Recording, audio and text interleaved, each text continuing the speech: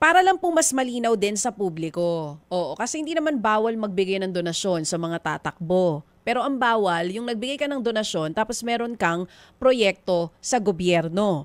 Pero when it comes to personal fund, halimbawa, kung ako ang nagbigay, si Maricel Halili halimbawa ang tatakbo, magbigay ako sa kanya ng campaign funds o nagbigay ako noong 2022 galing sa personal ko kahit pa ako yung may-ari, anong loophole doon? At dahil dito sa mga nangyayaring ito, anong pwedeng gawin ng COMELEC at ng gobyerno para po hindi na maulit ito na ang gagamitin ay personal fund ko naman yun eh? Pagka po kasi, ito po ayaw ko kasi ma-preempt at baka ako'y mapa-inhibit pa dahil siyempre isa ako sa mga boboto. Pero alam niyo po, yung batas natin napakaliwanag. Pinag-usapan na rin po natin ito Ma'am DJ at Ma'am Maricel. Sabi doon ng batas, natural or juridical person.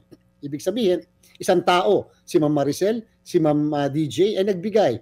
Hindi naman sinabing dapat ay presidente siya ng kumpanya o hindi presidente ng kumpanya. So ibig sabihin po, natural or juridical, isang korporasyon ay nagbigay. So parang lumalabas po na hindi dinistinguish ng batas kung ikaw ay nagbigay in your private capacity, basta ikaw ay nando sa construction firm na yon. So pwede namin pong ganun ang interpretasyon sapagkat napakalawak po ng pagkaka-define ng batas, natural. Tao lang eh. Hindi naman sinabing dapat ikaw ay presidente, hindi presidente ng company or in your private capacity. At number 2, at dito po madaming mahuhuli. O sige po, sabi nyo nagbigay kayo in your private capacity. Tanong, yan po ba ay nakalista sa inyo pong state sa income tax return? Income tax, oo. Sa BIR. Di ba lahat po ng pera na pumapasok sa atin at lumalabas ay nilalagay natin sa income tax return natin. Nakadeclare po yun. Kaya nga po sabi namin, dyan papasok yung coordination natin sa ibang ahensya ng pamahalaan na pwedeng makatulong. O kaya naman sa atin, o kaya tayo naman ay makatulong din sa kanila.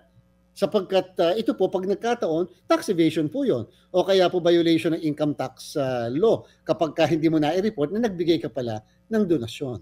So, sa madaling salita, under the law, it's clear. Mapapart ka ng corporation or galing sa personal fund mo, basta parte ka ng korporasyon, hindi pwedeng gamitin yung salitang galing sa personal donation because klaro sa batas, yung sinasabi niyo po na natural or juridical.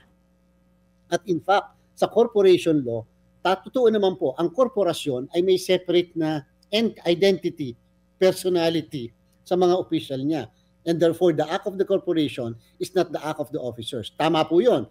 Pero may exception to the rule. Kapag yung ginawa ng korporasyon ay null and void, illegal, unlawful, yung mismo nagko-connect na hindi dapat makonect ang mga opisyal doon sa kumpanya, pwede nyo po yung putulin.